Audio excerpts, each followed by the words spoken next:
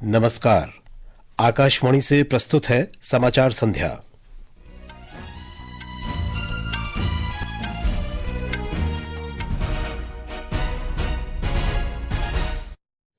दो 242 यात्रियों को लंदन ले जा रहा एयर इंडिया का यात्री विमान अहमदाबाद हवाई अड्डे के पास दुर्घटनाग्रस्त विमान में 169 भारतीय, ब्रिटेन के 53, पुर्तगाल के 7 और कनाडा का एक यात्री सवार था। गुजरात सरकार ने पीड़ितों के परिवारों से पहचान के लिए डीएनए नमूने उपलब्ध कराने का आग्रह किया। गुजरात के पूर्व मुख्यमंत्री विजय रूपाणी विमान दुर्घटना के मृतकों में शामिल। एक जीवित बचा यात्री मामूली रूप से घायल। राष्ट्रपति, उपराष्ट्रपति और प्रधानमंत्री ने हादसे पर दुख व्यक्त किया। गृह मंत्री अमित शाह और नागरिक उड्डयन मंत्री राममोहन नायडू स्थिति की समीक्षा के लिए दुर्घटना स्थल पर पहुंचे। सेना और एनडीआरएफ के दल राहत और बचाव कार्य में जुटे।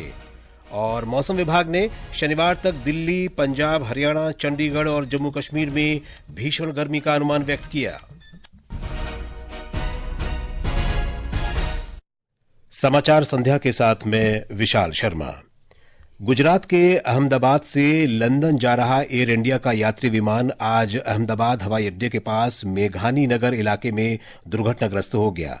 उड़ान संख्या AI-171 में 2 पायलट और 10 चालक दल के सदस्यों सहित कुल 242 यात्री थे। इसमें 169 भारतीय, ब्रिटेन के 53, पुर्तगाल के 7 और कनाडा का एक यात्री सवार था। केंद्रीय जल शक्ति मंत्री CR पाटिल ने कहा कि इस दुर्घटना में गुजरात के पूर्व मुख्यमंत्री विजय रूपाणी की भी मृत्यु हो गई है। हमारे नेता पूर्व मुख्यमंत्री श्री विजय रूपाणी भी इसी फ्लाइट में अपने परिवार को मिलने के लिए जा रहे थे, वो भी इस हादसा का शिकार हुए हैं। भगवान उनकी भी आत्मा को शांति दे। भाजपा परिवार में बहुत बड़ी खोट आई है। एक जीवित बचा यात्री मामूली रूप से घायल है। इसकी पहचान ब्रिटिश नागरिक विश्वास कुमार रमेश के रूप में हुई है। घायलों को नजदीकी अस्पतालों में ले जाया गया है। सेना और एनडीआरएफ के दल राहत और बचाव कार्य में जुटे हैं। और ज्यादा जानकारी के लिए चलते हैं अहमदाबाद में मौजूद हमारी संवाददाता अपर्णा खुंट के पास। जी अपर्णा, कितने बड़े स्तर पर राहत और बचाव कार्य वहां चलाए जा रहे हैं इस समय? अहमदाबाद के मेघानी नगर में एक आवासीय विस्तार में एक बड़ी स्फोट के साथ ही दुर्घटना बनी थी। इससे बड़े पैमाने में जानमाल नुकसान की खबर है और आज दोपहर से ही देखा जाए तो राहत और बचाव कार्य जोरों से चल रहा है। सभी सुरक्षा एजेंसी इसमें जुड़ी हुई है और मलबे से लाशों को बाहर निकाला जा रहा है और सिविल हॉस्पिटल भेजा जा रहा है। जैसे हम गुजरात के पूर्व मुख्यमंत्री विजय रूपाणी भी इसी प्लेन में सवार थे और उस हादसे में उनकी मौत हो चुकी है। अभी कुछ देर पहले केंद्रीय गृह मंत्री अमित शाह और नागरिक उड्डयन मंत्री राममोहन नायडू ने घटनास्थल पहुंच के बचाव कार्य का जायजा लिया था। अमित शाह जी ने सिविल अस्पताल में ट्रॉमा सेंटर की भी मुलाकात की थी और वहां की जो परिस्थिति है उसकी भी जानकारी ली थी। राज्य सरकार की ओर से देखा जाए तो यात्रियों के रिश्तेदारों की सुविधा के लिए लगातार प्रयास जारी है। स्टेट इमरजेंसी ऑपरेशन सेंटर पे कंट्रोल रूम भी स्थापित किया गया है और राहत बचाव कार्य की निगरानी भी की जा रही है और 4 उच्च अधिकारियों की एक टीम भी इस आपातकालीन परिस्थिति से निपटने के लिए सिविल अस्पताल तैनात की गई है। अगर हम सिविल अस्पताल की बात करें तो काफी भीड़ अभी देखने को मिल रही है। एक तरफ प्रशासन की ओर से बड़े कदम उठाए देखने को मिल रहे हैं और वही लोग भी रक्तदान करने के लिए आगे आ रहे हैं। और इस आपदा की स्थिति में हम देखें तो 50 जितने लोगों के सिविल अस्पताल में इलाज चल रहा है और प्रशासन की ओर से वहां पे डीएनए सैंपल कलेक्शन की सुविधा भी की गई है और 3 दिन के बाद डीएनए रिपोर्ट मैचिंग के बाद ही प्रवासी के जो रिश्तेदार है उनको डेड बॉडी सौंपी जाएगी। जी अपर्णा, धन्यवाद इस जानकारी के लिए। गृह मंत्री अमित शाह और नागरिक उड्डयन मंत्री राममोहन नायडू स्थिति की समीक्षा के लिए दुर्घटना स्थल पर पहुंचे हैं। श्री नायडू ने कहा कि बचाव कार्य युद्ध स्तर पर जारी है। A lot of relief effort has been done already, right from Indian Army, NDRF, state police, medical departments, including aviation concerned departments. Everyone has attended immediately. The fire department, to the best of their abilities, they have been functioning here and doing the rescue operations. And we still have to find out the numbers. I don't want to put any wrong numbers to you, so we still have to go through the numbers. And we are trying to extend all the help that can be done. Shri Naidu ने कहा कि हादसे के कारणों का पता लगाने के लिए विस्तृत जांच की जाएगी। We are going to do a fair and thorough investigation. We are not going to spare anyone. We are not going to leave any stone unturned. We will do properly according to the protocol, and we are going to go to the depth of why this incident has happened. Gujarat सरकार ने विमान दुर्घटना के मद्देनजर अहमदाबाद के बीजे medical college में DNA परीक्षण की व्यवस्था की है। स्वास्थ्य विभाग के अपर मुख्य सचिव धनंजय द्विवेदी ने यात्रियों के परिजनों से तत्काल नमूने जांच के लिए जमा करने को कहा है। फ्लाइट के जो पैसेंजर है, उनके जो नजदीक के सगे हैं, उनसे रिक्वेस्ट है कि डीएनए टेस्टिंग की व्यवस्था हम लोगों ने बीजे मेडिकल कॉलेज के कसौटी भवन में की है। आप सबसे अनुरोध है, खास तौर पे माता पिता अथवा उनके पुत्र पुत्री नजदीक के सगाओं में होते हैं, कि आप डीएनए सैंपल के लिए कसौटी भवन में बनी हुई व्यवस्था पर अपने सैंपल दें, ताकि दुर्घटना के जो विक्टिम है उनका आइडेंटिफिकेशन जल्दी से हो सके। श्री द्विवेदी ने बताया कि करीब 50 घायल लोगों को अहमदाबाद के सिविल अस्पताल में उपचार दिया जा रहा है।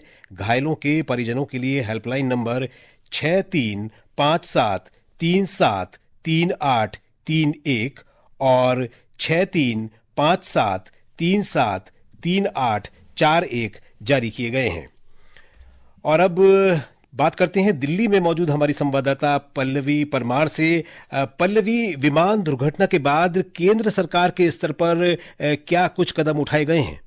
जी विशाल, केंद्र सरकार स्थिति पर कड़ी नजर रख रही है और केंद्रीय गृह मंत्री अमित शाह और नागरिक उड्डयन मंत्री राम मोहन नायडू स्थिति का जायजा लेने के लिए मौके पर मौजूद हैं।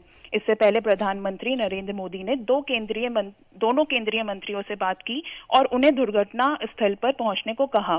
सभी विमानन और आपातकालीन प्रतिक्रिया एजेंसियों को जमीन पर समन्वित कार्रवाई करने का निर्देश दिया गया है। राहत और बचाव कार्य में भारतीय सेना के साथ साथ अर्धसैनिक बलों के जवान भी नागरिक प्रशासन की सहायता के लिए घटनास्थल पर मौजूद हैं। राष्ट्रपति द्रौपदी मुर्मू, उपराष्ट्रपति जगदीप धनखड़ और प्रधानमंत्री नरेंद्र मोदी समेत विभिन्न पार्टियों के नेताओं और वैश्विक नेताओं ने भी इस घटना पर संवेदनाएं व्यक्त की हैं। रूसी राष्ट्रपति व्लादिमीर पुतिन, यूक्रेन के राष्ट्रपति व्लादिमीर जेलेंस्की, यूरोपीय संघ की अध्यक्ष उर्सुला वॉन डेर लेयन ने घटना पर दुख जताया है। ऑस्ट्रेलियाई प्रधानमंत्री एंथनी एल्बनीजी, फ्रांसीसी राष्ट्रपति एमेनुअल मैक्रोन, सिंगापुर के प्रधानमंत्री लॉरेंस वोंग ने भी दुख जताया है। कनाडा के प्रधानमंत्री मार्क कार्नी ने दुख व्यक्त करते हुए कहा है कि इस त्रासदी को लेकर कनाडा की अधिकारी अपने समकक्षों के साथ निकट संपर्क में हैं। ब्रिटेन के प्रधानमंत्री कीर स्टारमर ने कहा है कि कई ब्रिटिश नागरिकों को ले जा रहा ये विमान हादसा विनाशकारी है। जी पल्लवी, धन्यवाद इस जानकारी के लिए।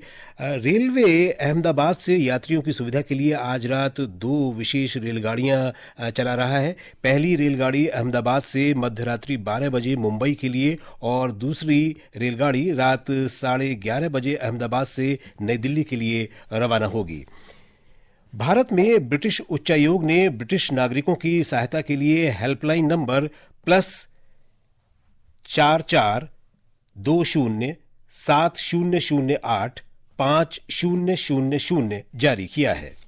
ये समाचार आकाशवाणी से प्रसारित किए जा रहे हैं। ताजा समाचार जानने के लिए आप हमारे social media handle x@AIR News Hindi को फॉलो कर सकते हैं। विदेश मंत्रालय ने कहा है कि G7 शिखर सम्मेलन के दौरान प्रधानमंत्री नरेंद्र मोदी और कनाडा के प्रधानमंत्री मार्क कार्नी के बीच होने वाली बैठक द्विपक्षीय और वैश्विक मुद्दों पर विचारों के आदान प्रदान का अवसर प्रदान करेगी। विदेश मंत्रालय के प्रवक्ता रणधीर जायसवाल ने कहा कि भारत और कनाडा साझा लोकतांत्रिक मूल्यों, कानून के शासन के प्रति दृढ़ प्रतिबद्धता और लोगों के बीच जीवंत संबंधों से बंधे हैं।